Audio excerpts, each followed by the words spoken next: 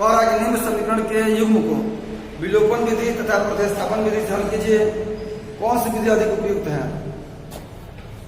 देखिए पहले प्रश्न में आपको जो दिया गया है, जो भी रैखिक युग्म समीकरण के सवाल दिए गए उसको प्रतिस्थापन विधि से और विलोपन विधि से हल करना है।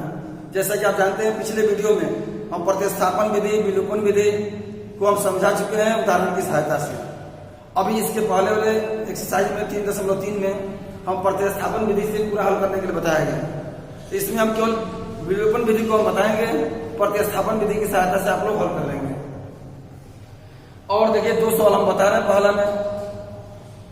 आइए एक्सरसाइज 3.4 पहला का तीसरा सवाल हम बताने जा रहे हैं। हम केवल बताएंगे विलोपन विधि से, प्रतिस्थापन विधि से आप स्वयं हल कर लेंगे। जैसा कि आप देख रहे हैं पहला का जो तीसरा सवाल दिया गया है 3 - 5y - 4 = 0 और 9x = 2y + 7, ये 2 समीकरण दिए गए हैं। आपको हल करना है विलोपन विधि की सहायता से। तो विलोपन विधि में देखिए करते क्या है, सबसे पहले इक्वेशन 1 और 2 को हम बनाएंगे।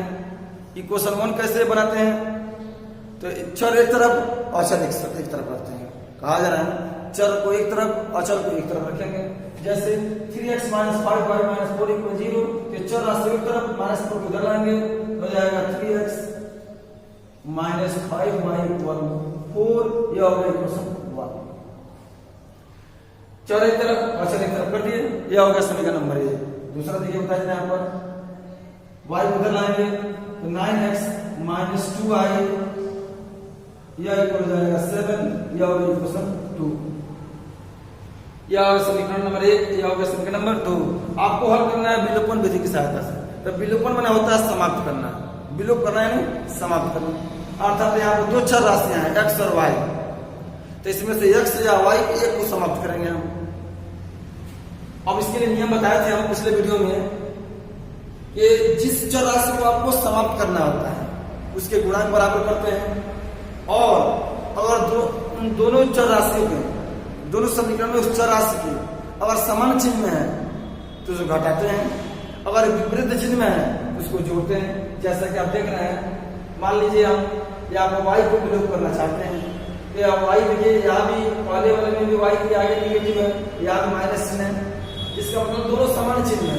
इसका मतलब समीकरण नंबर 1 में से हम 2 को घटाएंगे, यानी समीकरण नंबर 1 में से 2 को घटाना है। समान चिन्ह में होगा, जिसको भी जिस चर राशि का विलोप करना है और वह दोनों समीकरण में समान चिन्ह में है तो घटाएंगे, विपरीत चिन्ह में है तो जोड़ेंगे। लेकिन ध्यान देना पड़ता है गुणांक बराबर है कि नहीं। गुणांक भी बराबर करते हैं। देखिए यहाँ पर कैसे, पहले तो देखिए दोनों माइनस है, y को विलोप करना है तो हम घटाएंगे। अब यहाँ y का गुणांक यहाँ 5 है, या y का गुणांक 2।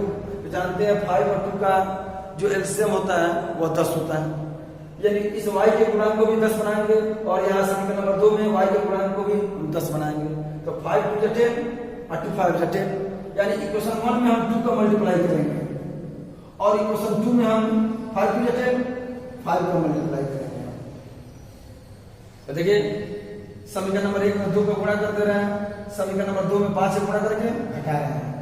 तो एक में गुणा करेंगे 2 का हो जाएगा 2 × 3 = 6x - 2 × 10y बराबर हो जाएगा 2 × 4 = 8। अब समीकरण नंबर 2 में 5 से गुणा करेंगे तो 5 × 9 = 45x - 5 × 10y, यह बराबर हो जाएगा 5 से 35। घटाएंगे अब यहाँ से। तो जैसा कि आप जानते हैं कभी भी घटाते हैं तो साइन चेंज होता है, यह प्लस है तो माइनस, माइनस है तो प्लस, और प्लस है तो माइनस होता है। साइन चेंज हो गया, साइन चेंज हो गया तो देख रहे हैं माइनस हो गया या प्लस हो गया, सेम चीज है, यह हो गया कैंसिल। अब 6 में से 45 घटाएंगे तो 6x में से 45 घटाएंगे तो हो जाएगा -39x इक्वल, याद है कि -35 है और ये +8 है, तो 8 में से 35 यहाँ पर सब्ट्रैक्ट करेंगे तो 8 में से 35 सब्ट्रैक्ट कर दीजिए, निकालें यहाँ पर -27,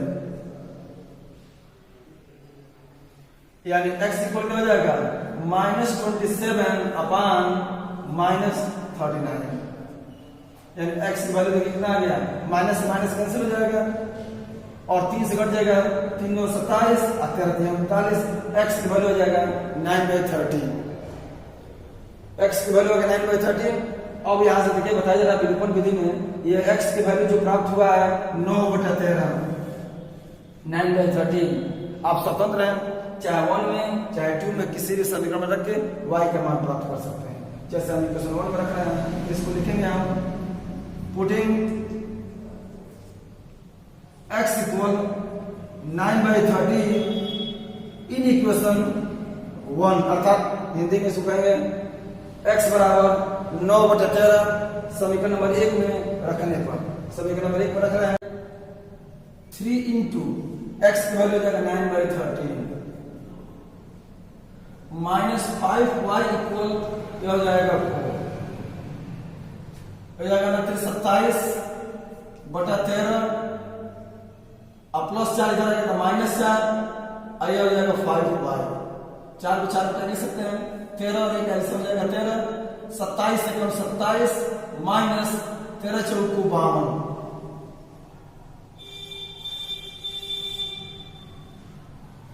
यह इक्वल हो जाएगा 5y, यानी आगे देखिए देखो 27 में से 52 घटाएंगे तो जाएगा -25 अब बटा 13 इक्वल हो जाएगा 5y, हेंस y इक्वल आ गया -25/13 गुणा हो जाएगा 5, ये 5 से कट जाएगा, 5 1 जो 5 और 5 5 जब 25, यानी y की वैल्यू आ गया -5/30। आंसर में आप लिख सकते हैं x की वैल्यू हो जाएगा 9/30, y की वैल्यू हो जाएगा आपको -5/30।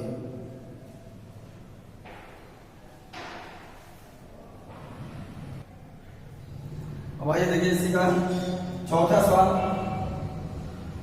x/2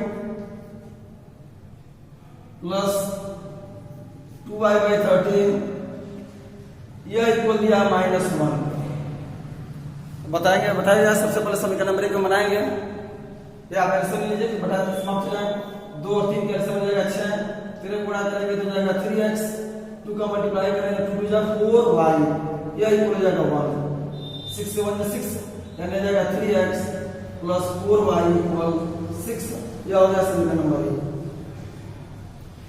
और दूसरा समीकरण देख दिया है x - y/3 इक्वल दिया हुआ है 3, यह हो जाएगा 3 और 1 के समझ जाएगा 3 3 1 जा 3x माइनस y इक्वल हो जाएगा 3, क्रॉस मल्टीप्लाई कर लीजिए या 3 का मल्टीप्लाई करेंगे तो 3x माइनस y इक्वल हो जाएगा 9, इक्वल समझ जाएगा 1। यहां देखिए 2 समीकरण मिल गए। अब इन दोनों समीकरणों को क्या करना है, प्रतिस्थापन विधि से और विलोपन विधि से हल करना है आपको। कभी बार जैसे बताया गया है, हम प्रतिस्थापन विधि से हल करने के लिए अभी इसके पहले एक्सरसाइज में बताया गया है, उसको आप हल कर लेंगे। हम केवल बताना है विलोपन विधि से। विलोपन विधि में देखिए हम यहाँ पूरा y को समाप्त कर रहे हैं। जब y को यहाँ विलोप करेंगे तो चिन्ह पहले देखिए, यहाँ y के आगे प्लस है, यहाँ माइनस है, तो यह कन्फर्म हो गया। समीकरण नंबर 1 और समीकरण नंबर 2 को जोड़ना है, कन्फर्म हो गया। समीकरण नंबर 1 और 2 को जोड़ना है। अब गुणा करना देखिएगा, यहाँ पर 4 है, यहाँ पर 1 है, यहाँ पर y का गुणांक 4 है, यहाँ पर y का गुणांक 1 है, तो 1 और 4 का एलसीएम होता है 4 बनाएंगे तो 4 तो है पहले से, इसको ऐसे रहने देंगे। अब यहाँ पर 4 लाने के लिए 4 से गुणा करना पड़ेगा आपको, यानी पूरे समीकरण में यहाँ पर 4 से गुणा करेंगे। यह समीकरण नंबर 2 में, तो यहाँ पर समीकरण नंबर 2 में 4 से गुणा करना पड़ेगा। तो 1 में तो कुछ गुणा करना नहीं है, ऐसे इसको ले लीजिए 3x प्लस 4y, यह इक्वल हो जाएगा 6। और समीकरण नंबर 2 में 4 के गुणा करेंगे तो 4 तिहाई 12x माइनस 4 इक्वल 4y, यह इक्वल हो जाएगा 4 9 36। अब यहां देखिए अगर आप चाहें इसमें y को अगर समाप्त करना तो y वाले से बराबर है। देखिए 3x है 3x। अब इसको बता रहे हैं, पहले यहाँ देखिए, यहाँ जोड़ेंगे तो y कैंसिल हो जाएगा, 12 3 हो जाएगा 15x, 12 3 हो जाएगा यहाँ पर 15x, और 36 अच्छा हो जाएगा 42, यानी x इक्वल हो जाएगा 42/15, 3 से कट जाएगा, 3 5 15, 4 42, x की वैल्यू आ गया 14/5, 14/5 x की वैल्यू मिल जाएगा यहाँ पर। और जैसे देखिए आप बता रहे थे और समझा रहे हैं, यहाँ पर वाला जो समीकरण देता है x/2 + 2y y/3 इक्वल दिया -1, देखिए -1 यहाँ दिया हुआ है, यहाँ में -1 छूट गया है, ये हो जाएगा -6 हो जाएगा यहाँ पर, यानी यहाँ भी हो जाएगा यह -6, अब यहाँ से चेंज हो जाएगा। अब ये -6 या 36 है, तो हो जाएगा 36 में 6 या 30, तो हो जाएगा 30/15, 15 × 30, x की वैल्यू आ गया 2। देखिए एक दूसरा तरीका ऐसे भी हल कर सकते हैं इसको, समीकरण नंबर 1 और 2 में आप देख रहे हैं x का कोफिशिएंट बराबर है 3x है, तो आसानी से कुछ गुना नहीं करना पड़ेगा। और यहाँ देख रहे हैं x यहाँ में प्लस है, यहाँ में प्लस है, डायरेक्ट यहाँ पर 1 में से 2 को सेपरेट कर सकते हैं, जैसे अलग दिखा रहे हैं, यह 3x + 4y यह इक्वल हो जाएगा -6, यहाँ -6 है, ध्यान देंगे, और 3x - y इक्वल हो जाएगा 9, यहाँ सेपरेट करेंगे, साइन चेंज हो जाएगा यहाँ पर, 3x से 3x कैंसिल हो जाएगा, और -4y + 1y हो जाएगा 5y, और 9 6 15 हो जाएगा -15, 5 3 15, y की वैल्यू हो जाएगा -3। यहाँ पर x का वैल्यू होगा, दूसरा तरीका से लगाते हैं x की वैल्यू होगा, y की वैल्यू आएगा, y की वैल्यू की x की वैल्यू आ गया। अब देखिए इस x की वैल्यू की सहायता वैल्यू से हम y की वैल्यू कैसे प्राप्त करेंगे। अब यहाँ लिखेंगे पुटिंग x इक्वल टू इन, अब कौन सा इक्वेशन में, तो पहला में लिख लीजिए इन इक्वेशन 1, पहला इक्वेशन रखेंगे तो 3 × 2 प्लस 4y इक्वल हो जाएगा -6, 3 × 6 प्लस 4y इक्वल हो जाएगा -6, 6 को इधर लाएंगे तो 4y, अब माइनस है प्लस इधर आएगा -6, 4y इक्वल हो जाएगा -12, y इक्वल हो जाएगा -12/4, जानते हैं 4 × 12, y की वैल्यू हो गया -3, देखिए अभी निकला था यहाँ -3, आंसर लिख सकते हैं x equal to y equal -3, क्या हो जाएगा क्वेश्चन नंबर 4।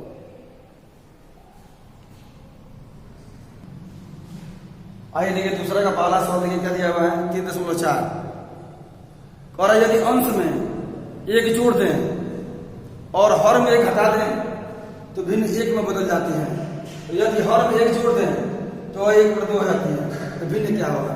अब इसके पहले बताया गया भिन्न से संबंधित सवाल, भिन्न में जानते ही हैं किसी भी फ्रैक्शन में 2 भाग होते हैं, अंश और हर, यानी न्यूमरेटर और डिनोमिनेटर। क्या मान लेंगे हम, मान लेट भिन्न का अंश x व हर y है। हम मान रहे हैं कि जो भिन्न है वो भिन्न का अंश x और हर y है, तो भिन्न क्या होगा इसका, तो भिन्न बराबर हो जाएगा अंश बटा हर, यानी यह भिन्न हो जाएगा x बटा y।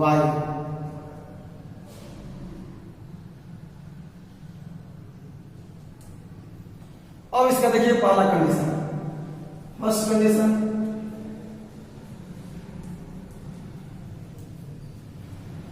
देखिए पहले कंडीशन में लिखा हुआ है कि यदि अंश में एक जोड़ दें और हर में एक घटा दें तो भिन्न एक में बदल जाती है। ये जो भिन्न है अंश और हर। देखिए क्वेश्चन में क्या कह रहा है, कह रहा है कि अंश में एक जोड़ दें, अंश में एक जोड़ दें और हर में एक घटा दें तो इसका मान एक हो जाता है।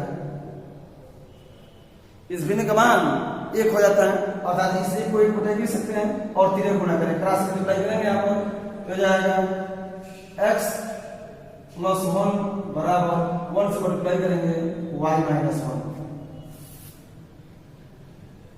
चलो एक तरफ करेंगे यहाँ पर तो x और y प्लस हो जाएगा तो माइनस, अब माइनस 1 पहले से है या 1 प्लस इधर है तो माइनस, यानी x माइनस y इक्वल -2 यह हो गया equation 1। x minus y equal -2 यह हो गया इक्वेशन 2। अब इसका देखिए सेकंड कंडीशन,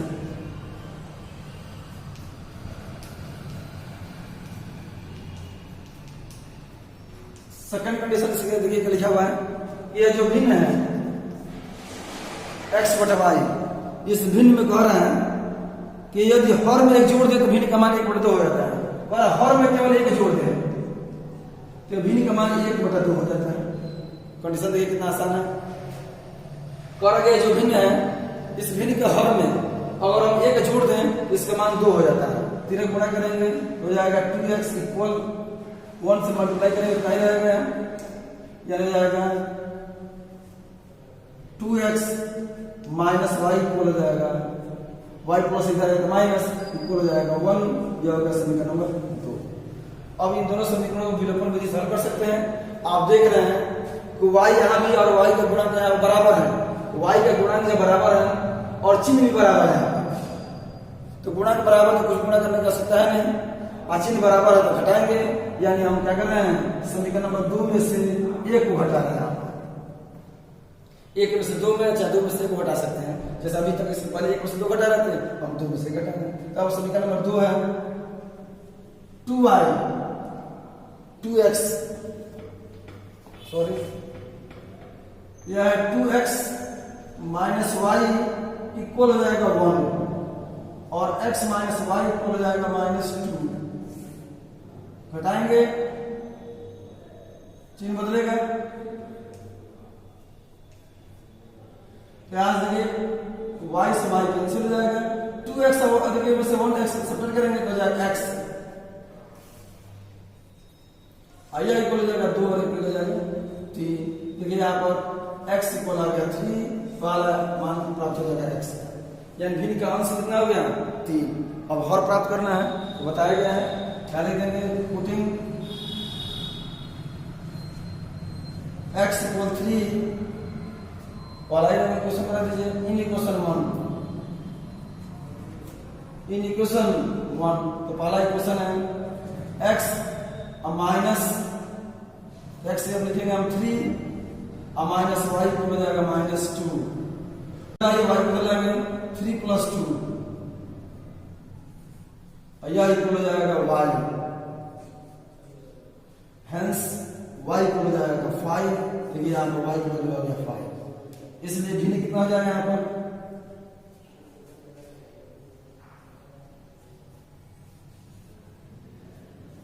जानते हैं भिन्न अंश बटा हर होता है, भिन्न x बटा y माने हैं तो x की वैल्यू हो जाएगा 3 और y की वैल्यू हो जाएगा यहाँ पर 5, यानी भिन्न आ गया x बटा y यानी 3/5, यह आंसर हो जाएगा। अब आप चेक कर सकते हैं कि आपका आंसर जो है वो सही है कि नहीं। तो जैसे कंडीशन मिलाई है, पहले क्या कहता है हर में एक जोड़ दीजिए, हर में घटा दीजिए, तो अंश में एक जोड़ेंगे तो अंश में जोड़ेंगे 3 1 4, हर में घटाएंगे 5 1 4 4 से 4 करके हो जाएगा, पहला कंडीशन वेरीफाई हो गया। दूसरा देखिए क्या कह रहा है, हर में एक जोड़ने पर तो इसमें जोड़ेंगे 5 में एक जोड़ेंगे तो हो जाएगा 6 और 3 से कट जाएगा 3 दूना 6, भिन्न का मान 1/2 हो जाएगा। आपका यह दूसरा जो कंडीशन है वो भी वेरीफाई, यानी आंसर आपका सही है कि अंकों का योग 9 है। इस संख्या का 9 गुना संख्या के अंकों को पलटने से बनी संख्या का दुगुना है, वह संख्या ज्ञात कीजिए। जैसा कि आप जानते हैं दो अंकों की जितनी भी संख्याएं होती हैं उसमें दो अंक होते हैं, इकाई का अंक और दहाई का अंक। और इकाई और दहाई का अंक जब आपको मालूम हो तो संख्या बनाने के लिए फॉर्मूला होता है, संख्या इक्वल होता है 10 गुणे दहाई प्लस होता है इकाई, यानी नंबर प्राप्त करने के लिए फॉर्मूला 10 into 10 प्लस होता है यूनिट। कहा जा रहा है दो अंकों की जितनी भी संख्याएं हैं उसमें दो अंक होते हैं, इकाई और दहाई का अंक। और इकाई और दहाई का अंक मालूम हो तो संख्या निकालने के लिए फॉर्मूला होता है 10 गुणे दहाई प्लस इकाई या 10 into 10 प्लस होता है यूनिट। इसी पर आधारित यह सवाल दिया हुआ है कि दो अंकों की एक संख्या है, तो जानते हैं दो अंकों की संख्या में इकाई और दहाई होगा। तो सबसे पहले हम सपोज करेंगे, अर्थात माना दो अंकों की संख्या में दहाई का अंक x व इकाई का अंक y है। दो अंकों की संख्या में मान लिए दहाई का अंक x और इकाई का अंक y है, तो तुरंत आप लिख सकते हैं हेंस संख्या इक्वल क्या होगा, तो 10 गुणे दहाई प्लस होता है इकाई। अभी जैसे बताया गया है यह संख्या हो जाएगा 10x प्लस y, देखिए संख्या प्राप्त हो जाएगा 10x प्लस y। अब आइए देखिए फर्स्ट कंडीशन से क्या है, फर्स्ट कंडीशन जैसे देखिए प्रश्न दिया हुआ है दो अंकों की संख्या में अंकों का योग 9 है। ये जो अंक है इकाई और दहाई का जो अंक है इसका योगफल 9 है, तो पहला कंडीशन देखिए प्राप्त हो गया, x प्लस y इक्वल हो जाएगा 9, इक्वेशन हो जाएगा 1, पहला समीकरण। अब आगे देखिए क्या कह रहे हैं, इस संख्या का 9 गुना संख्या के अंकों को पलटने से बड़ी संख्या का दुगुना है, तो संख्या ज्ञात कीजिए। तो पहले हम यह प्राप्त कर लें कि अंकों का स्थान बदल दें। स्थान बदलने का मतलब होता है इकाई की जगह दहाई की जगह इकाई को कर दें। तो पहले हम लिखेंगे यहां पर संख्या में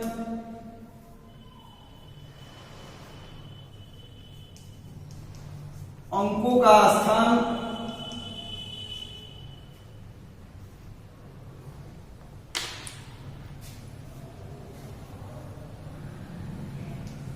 स्थान बदलने पर प्राप्त नई संख्या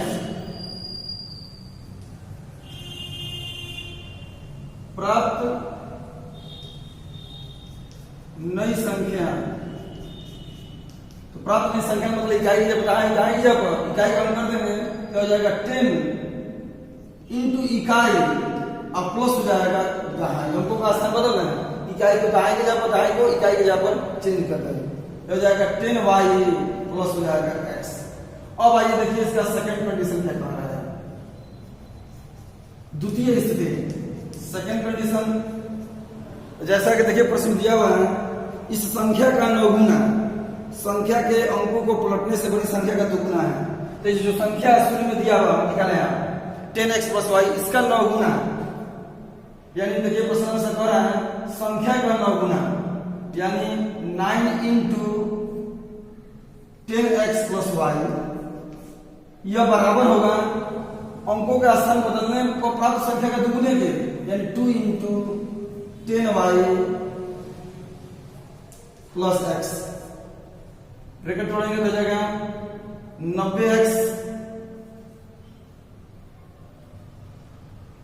एक बार देखिए संख्या का 9 गुना अंकों का स्थान बदलने को प्राप्त संख्या के दुगुने के बराबर है, तो हो जाएगा 90x धन 9y बराबर 10 गुना 20 y प्लस हो जाएगा 2x।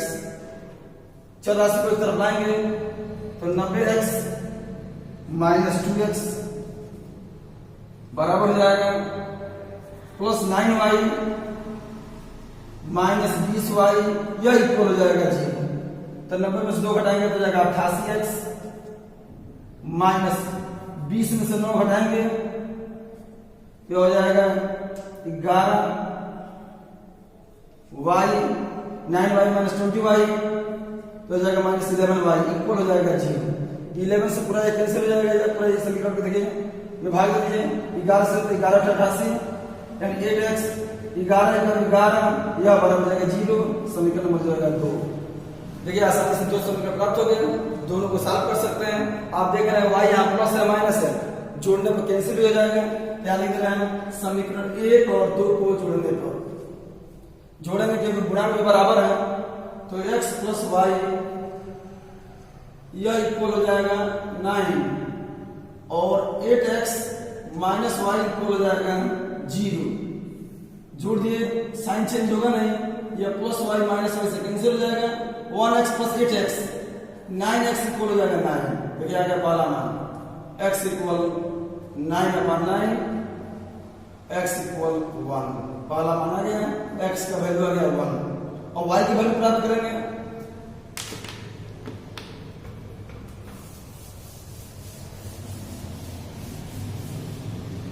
x की वैल्यू किसी भी समीकरण में रख दिया जाए तो पहला ही समीकरण चाहे दूसरा में रख लीजिए। पहला समीकरण देखिए, पहला समीकरण में रख रहे हैं, क्या लिखेंगे putting x equal 1 in equation 1 अर्थात x बराबर 1 समीकरण 1 में रखने पर x की वैल्यू जो 1 प्राप्त हुआ है इसको समीकरण नंबर 1 पर समीकरण नंबर 1 क्या था, x धन y बराबर 9, तो x का मान बटे 1 और प्लस y बराबर जाएगा 9, एक उधर लाएंगे तो y इक्वल हो जाएगा 9 माइनस 1, y इक्वल हो जाएगा 8। देखिए y के लिए वैल्यू प्राप्त हो गया, इसलिए संख्या बराबर क्या हो जाएगा, संख्या क्या था तो 10x प्लस y तो हो जाएगा 10x इक्वल हो जाएगा 1 और y इक्वल हो जाएगा 8, तो 10 से कम 10 और 10 पे 8 जोड़ेंगे हो जाएगा 18। यह होगा आपका आंसर, संख्या प्राप्त हो जाएगा।